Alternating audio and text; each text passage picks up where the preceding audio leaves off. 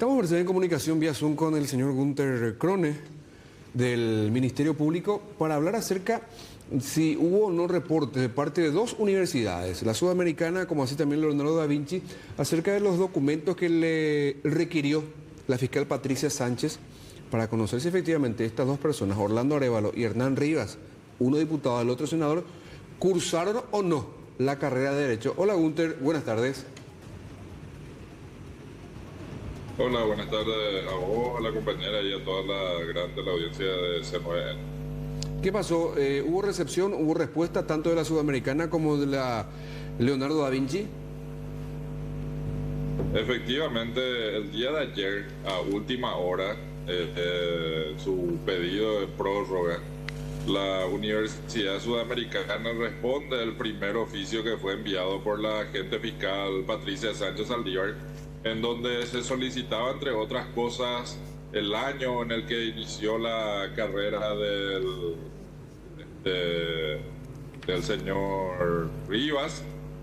A la Sudamericana es al señor Rivas, donde se pide el año en el que se inscribió, una copia autenticada de su título, una copia autenticada de su certificado de estudios, además las planillas de asistencia y aquellas actas en donde obren las notas que obtuvo con la firma de los docentes encargados de las cátedras en las que realizaban, digamos, que formaban parte de la malla curricular de la carrera en los años en el que este señor cursó sus estudios en esa universidad.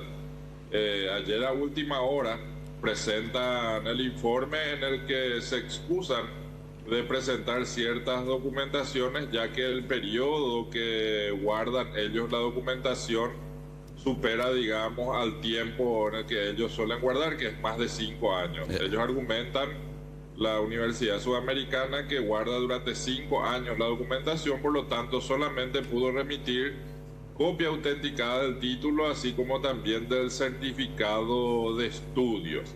El día de hoy, nuevamente la fiscal vuelve a enviar un oficio luego de hacer el análisis de esta documentación remitida para obtener mayor información, y el plazo es para el próximo lunes 23 de noviembre, en el que se le dice que indique expresamente en qué año culminó la carrera de Derecho del señor Hernán David Rivas Román, teniendo en consideración que conforme al informe remitido se indicó que había iniciado en el año 2010, pero no se consignó en qué fecha terminó. También informe el motivo del por qué se expidió el título de grado del señor Hernán David Rivas Román recién el 6 de marzo de 2020, siendo que este había iniciado la carrera en el año 2010 y conforme al informe remitido la misma tenía una duración de 5 años. Así como también remitir una copia autenticada de la resolución 30.858 del 9 de junio de 2020 que consta en el título habilitante. Este es un documento al que hacen mención en la copia autenticada del título que presentó la Universidad Sudamericana. Y también en base a otra referencia documental que se habla en el título, se solicita que en referencia al folio 142 del registro número 1, bajo el número 1 que obra en el título habilitante, informe si el cuaderno, libro o archivo donde consta dicho folio y número de registro pertenece a la Universidad Sudamericana o alguna autoridad administrativa de control como el MEC, el CONES, ANEAES, y en caso de que corresponda a los archivos de la universidad, remita una copia autenticada del mismo o bien indique en qué lugar se encuentra el original. Esta es la nueva, digamos, el nuevo informe que se solicitó a la Universidad Sudamericana en el marco de lo que solicita el informe que se le solicitó la semana anterior. Ahora, con respecto a la Universidad Leonardo da Vinci, ellos respondieron el día de hoy y enviaron todo lo que se les pidió, incluso también lo único que no enviaron, porque ellos también aducen de que guardan solamente durante 2 años la información que obra de ciertos documentos, pero sí pudieron ellos remitir las actas en donde están, digamos, las notas y las firmas de los docentes que fueron del señor Arévalo en la Universidad Leonardo da Vinci. Esta nota fue presentada el día de hoy prácticamente a última hora, cerca de las 12:55 aproximadamente, ahí en la sede 1 del Ministerio Público, sobre Nuestra Señora de la Asunción, en la unidad fiscal número 5 de la agente fiscal Patricia Sánchez.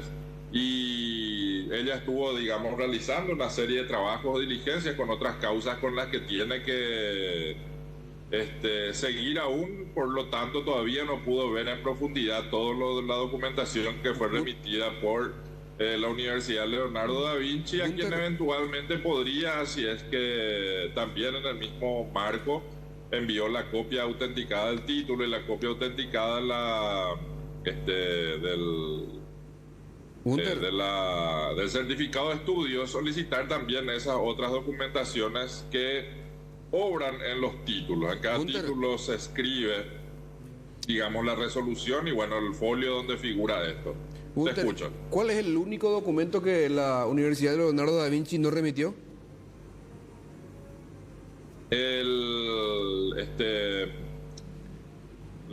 Donde obran las asistencias. El libro de asistencia. Pero la nómina docentes, por ejemplo, ellos dicen en el escrito que solamente guardan la documentación por 2 años, pero incluso con esa limitación de 2 años todavía tenían la documentación en donde obra, digamos, los registros del examen, de los exámenes o de las notas y las calificaciones con los datos de los docentes que formaban parte de los encargados de cátedra, de los que formaban parte del programa de estudio de la carrera de Derecho en el año en el que el señor Arévalo, con los años en el que el señor Arévalo desarrolló su carrera de Derecho. Y bueno, entonces la fiscal para la Sudamericana pidió más informes, más aclaraciones que deben ser contestadas el lunes 23. El lunes 13 de noviembre, 13. Antes de las 13 horas. Es el plazo que le dio la agente fiscal para que presenten esa serie de documentos o respuestas en base a la primera documentación que fue remitida. ¿Hay una obligación de las universidades de guardar un tiempo mínimo o de tener disponible un tiempo mínimo esas documentaciones, o en realidad alegar que no guardan documentos tan antiguos es una posibilidad?